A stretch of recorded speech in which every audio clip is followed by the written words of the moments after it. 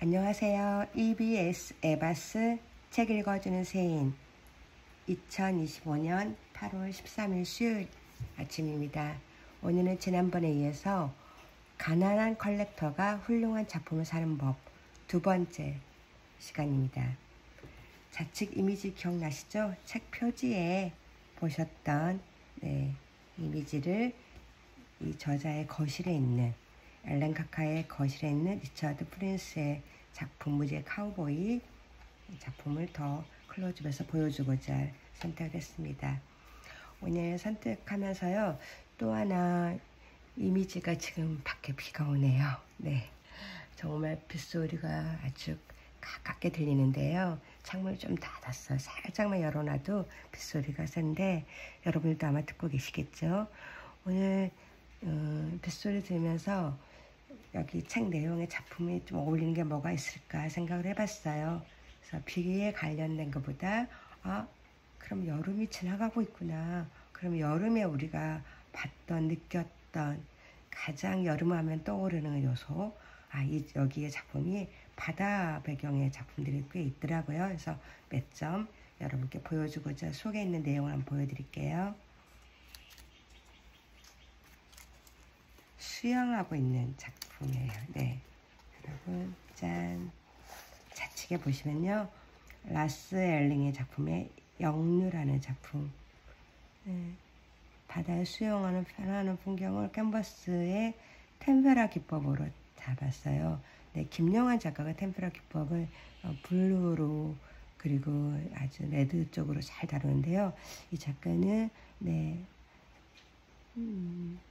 색감의 깊이감이 또 다르고요. 또 블랙과 또 연한 그 그린색, 진한 그린색 되게 조화롭고 유용하는 두 수영하고 즐기는 유용하는 모습이 잘 담겨져 있습니다. 그리고 또 하나 보시면 서핑하고 있는 모습. 네, 이거 보고 또 보여주고 싶었어요. 좌측에 보이시죠? 서핑, 레이먼드 패티먼 작가의 작품이에요. 무제, 나 자신을 따라서. 이거는 종이에 연필 드로잉 작업이죠. 분명 남성인데, 네, 유티 있죠? 드로잉 작품 보셨고요. 그리고 하나 더 보여주고 싶었던 거는, 네, 여기 우측에 보시면 레이먼드 패티먼의 작품에 11점의 드로잉 작품이에요. 파도의 배경으로 하는 작품이 여기에 보니까 3점이 났고요. 그 외에 드로잉이 있습니다. 여기에 하단에 있는 파도가 크게 나와 있는 작품이 있어요. 자, 빗소리 함께 우리는 지금 파도의 작품 드로잉 리처드 패트만의 무제 넓은 곳에서 작품을 보게 됩니다. 아주 다시 벌써 그리워지네요. 어제 일인데, 그쵸? 어제, 네, 지난 여름이 되어가고 있습니다. 하지만 여름은 끝나지 않았죠. 중복되는 이 지점이 또 여름이 가고 또 가을이 오는 이 지점이 또 새로움을 또 움틀게 하는 것 같습니다. 네, 오늘 그러면 가난한 컬렉터가 훌륭한 작품을 사는 법 두 번째 챕터, 초보 컬렉터가 묻는 가장 일반적인 질문에 대해서 낭송해 드릴게요. 초보 컬렉터가 있는 여기 책 보면은 페이지가 37페이지예요. 5,000달러를 갖고 있는데 좋은 미술품을 사고 싶습니까? 어떻게 해야 할까요? 네. 억만장자 메가 컬렉터 엘리 브로드의 조언은 다음과 같습니다. 시간을 갖고 조사하라. 그리고 성급하게 구매하지 말아라. 시간을 투자해야 한다. 여기 엘리 브로드는요, 1984년도 브로드 미술재단을 설립하고 2015년도에 더 브로드 현대미술 전시관을 디즈니홀 옆에 또 개관했습니다. 그래서 LA에 엄청난 현대미술의 메카가 되고 있죠. 여기 브로드는 기업인으로서는 포춘지 500대 기업에 선정된 기업이 선 아메리카, KB홈. 간단한 것만 적어봤습니다. 네, 엄청나죠? 네, LA 가게 되면 꼭 한번 가고 싶은 곳이 됩니다. 네, 이 분의 말에 시간을 갖고 조사하라. 그리고 성급하게 구매하지 말아라. 시간을 투자해야 된다. 네, 우리의 일상 속에서 하루하루 격하게 쌓이는 일상 속에 네, 작품도 감상하고 즐기면서 천천히 작품을 구매하라는 거죠.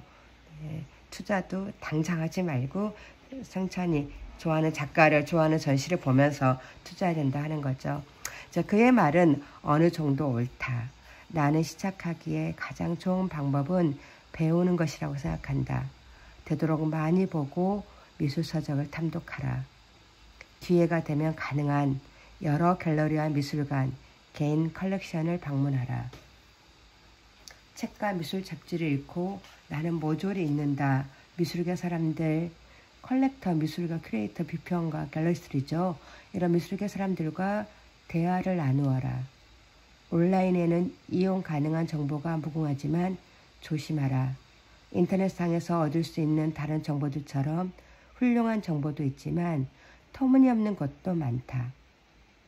미술 잡지에 실린 광고는 미술계에서 얻을 수 있는 중립적인 정보에 가깝다. 내가 아트포럼을 정기 구독하는 이유는 매월 200에서 300페이지에 걸쳐 광고가 실려있기 때문이다. 네, 우리도 정말 미술 훌륭한 가장 오래된 잡지 올간 미술부터 네, 퍼블릭 아트, 또 미술세계, 뭐 아트, 그다음에 서울 아트 가이드, 뭐 다양하게 미술 올간지 잡지가 있죠. 여러분들도 구독하고 하시면서 보시면 더 풍부하게 기록을 남으면서 뭐 한 달 전, 1년 전 것들을 이렇게 펼쳐보면은 작가의 변화라든지 동향의 변화를 좀 빨리 볼 수가 있는 것 같습니다. 네, 성공적인 수집은 매료되는 것만은 의미하지 않는다. 잘 알고 있는 것도 수집에 필요한 덕목이다. 그렇지만 비교적 단기간에 수천 점의 미술품을 구입한 엘리 브로드가 초보 컬렉터들에게 서두르지 말라고 한 것은 잘못된 조언이라 생각한다. 나는 지금 당장 작품을 구입하고 너무 오랜 시간 생각하지 말 것을 추천한다. 다른 의견이네요. 네. 숲 주변을 어슬렁거릴 것이 아니라 갤러리에 가서 작품을 몇 점 사라. 그 작품을 집이나 사무실에 걸어두고 한 달 동안 바라본 뒤 다시 평가해보고 점점 더 당신 마음에 드는 점이 무엇인지 자문해보라. 자신만의 취향을 개발하라. 브로드가 말한 대로가 아니라 그가 행한 방식대로 행동하라. 즉, 구매 경험을 통해 배워나가라. 나는 20대 때 오슬로에 있는 리스 갤러리 옆에 살았었다. 그 갤러리는 노르웨이 미술가 안 그로트의 아주 훌륭한 드로잉 작품을 전시하고 있었다. 어느 날 갤러리 창문을 통해 그의 작품을 보았는데 아주 마음에 들었다. 그래서 안으로 들어가 가격을 물었다.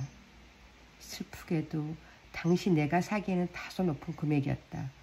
몇 년 뒤 같은 갤러리에 그 작가가 새 전시가 열렸다. 이번에는 구매할 준비가 되어 있었지만 가격이 2배로 뛰었고 예산을 조금 웃돌았다. 다시 몇 년 뒤 세 번째로 그의 전시를 보러 갔다. 어떤 일이 일어났을까요? 궁금해지네요. 여전히 그의 작품을 사고 싶었지만 가격은 전보다 훨씬 더 올라 있었다. 이번에도 그의 작품을 살 형편이 되지 않아 비참한 기분이 들었다. 그 경험을 통해 중요한 교훈 한 가지를 얻었다. 원하는 작품이 있으면 지체하지 말고 바로 사야 한다는 것이다. 물론 원칙적으로 구매 결정은 알고 있는 사실이나 이미 관찰한 현상에 근거를 둔다. 나는 안 그로트의 드로잉을 보긴 했지만 작품이나 작가에 대한 지식이 별로 없었다.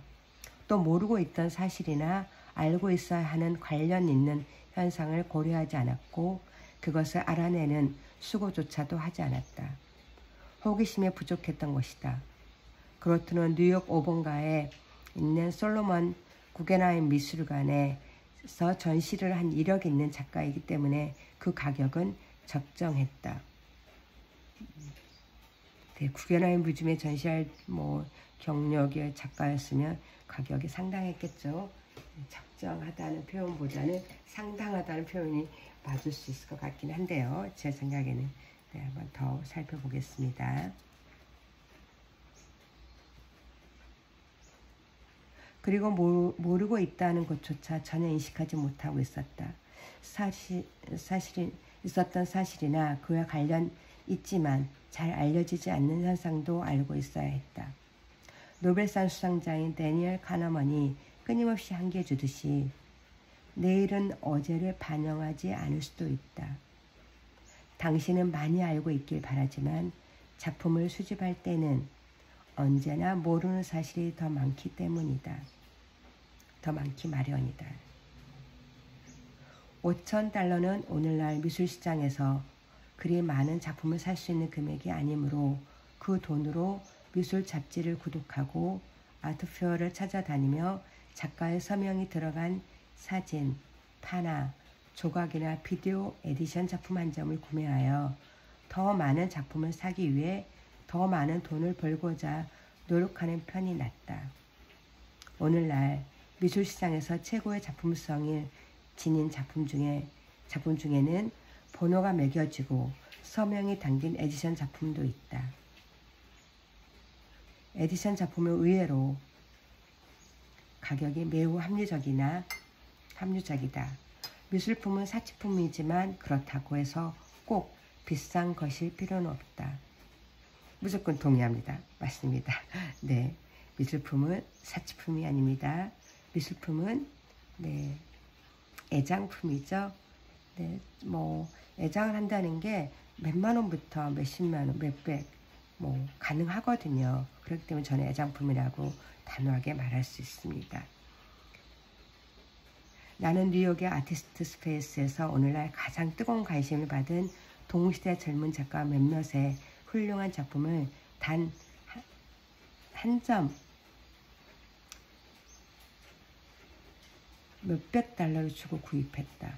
최근에 런던의 서퍼타임 갤러리를 방문했는데 그 갤러리는 뛰어난 작가들의 매우 훌륭한 판화를 적당한 가격에 판매한다. 여기서 오노 요코가 디자인한 캔에 담긴 선인장 나와 함께 사랑을 키워를 20파운드에 구입했다. 이 작품 궁금하죠? 어떤 건지. 캔에 담긴 선인장 나와 함께 사랑을 키워요. 네. 작품 안쪽으로 들어가 보니까요. 제일 마지막 부분에 이 작품 이미지가 있어요. 한번 같이 보실까요? 네. 여기 보세요, 여러분. 여기 우측에 보시면 화이트 병에 흑백으로 나서 화이트 병이에요. 네.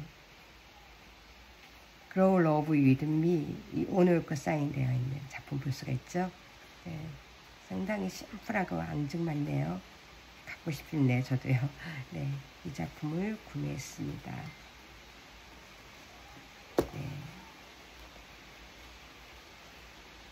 적당한 가격에 작품을 구매할 수 있는 곳으로 뉴욕의 하이트 컬럼스와 프린티드 메타 레이카비크의 18번 바제레 파이엘라 미술관 쥐리의 카비네트 베를린의 텍스트 추어 콘스트를 둘 수 있다. 몇 년 전에는 화이트 클림스의 알비노 향후 고래를 그린 기이하고 아름다운 작은 그림을 $250에 샀다.